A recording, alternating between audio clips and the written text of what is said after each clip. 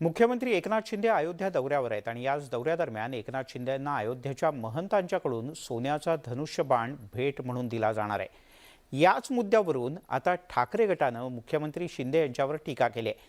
त्यामुळे अयोध्या दौऱ्यावरून शिंदे आणि ठाकरे गटात आरोप प्रत्यारोपांचं जोरदार सत्र रंगणार आहे। शिंदेंच्या अयोध्या वारीवर ठाकरेंचे बाण, शिंदेंकडचा धनुष्यबाण रावणानं दिलेला, विरोधी पक्षनेते अंबादास दानवेंचं टीकास्त्र, शिंदेंकडे प्रभू श्रीरामाचा धनुष्यबाण, सेनेचा पलटवार।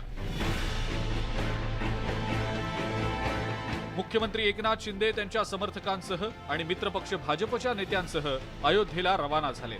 पण मुख्यमंत्र्यांच्या या अयोध्या दौऱ्यावर विरोधकांकडून जोरदार टीकेची झोड उठवली जाते। विधान परिषदेचे विरोधी पक्षनेते आणि ठाकरे गटातले नेते अंबादास दानवे यांनी अयोध्या दौरा फक्त देखावा असून रामाचे विचार यांना कधीच झेपणार नाहीत असा हल्लाबोल केलाय। शिंदेंना धनुष्यबाण भाजप आणि निवडणूक आयोगाच्या कृपेनं मिळाल्याचा आणि शिंदेंकडील धनुष्यबाण रावणाचं असल्याचा टोलाही दानवेंनी लगावला।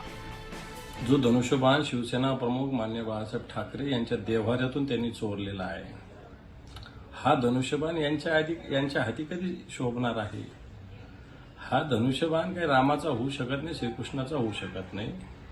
हा धनुष्यबाण रावणाचाच आहे आणि हा जनतेचं कल्याण कधीच करू शकणार नाही।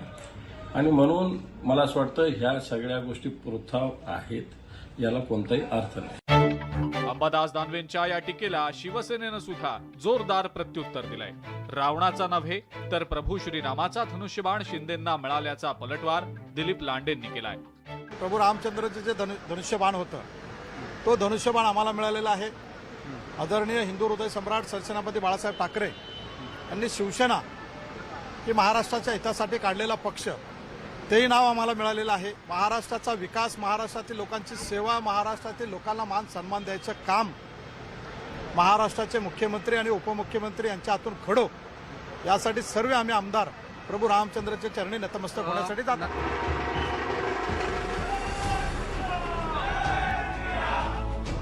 तर बाळासाहेबांचे विचार कोण पुढे नेतंय हे निवडणूक आयोगाला कळल्याचा पलटवार उदय सामंत यांनी केलाय।